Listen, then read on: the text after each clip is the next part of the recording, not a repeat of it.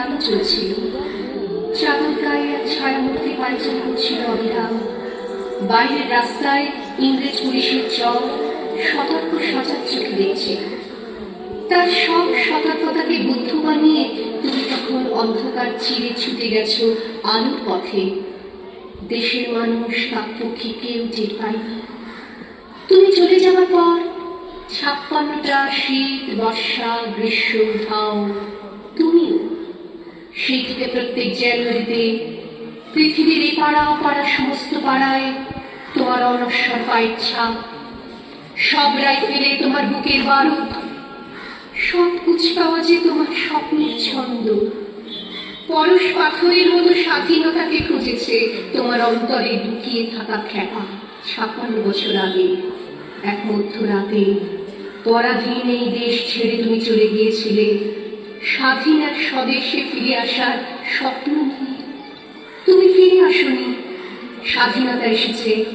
তার কাঁধের ঝুড়ি ভরে নিয়ে এসেছে ভোট নামক রাজস্ব যজ্ঞ, গণতন্ত্র নামক চিরানত মাৎসন্যায়, প্রগতি নামক লোক ঠকানো স্ট্যাটিস্টিক্স, সংহতি নামক বিস্ফোরণের চুরমার, ঐতিহ্য নামক মন্দির মসজিদের ঝগড়া, আর সমুদ্র হিমাচল ভরিয়ে দেওয়া ভাষণ ভাষণ ভাষণ।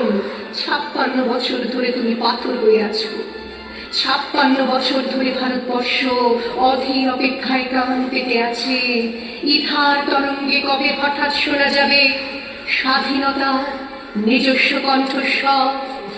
আমি সুভাষ বলছি, আমি সুভাষ বলছি।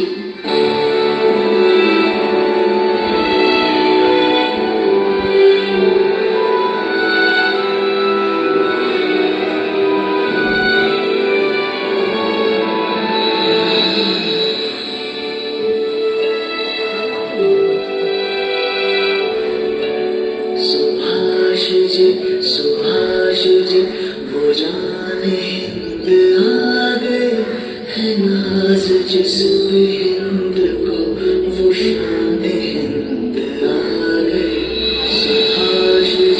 सुभाष जी वो जाने हिंद आ गए हैं, नाज जिस पे हिंद को वो शान हिंद आ गए।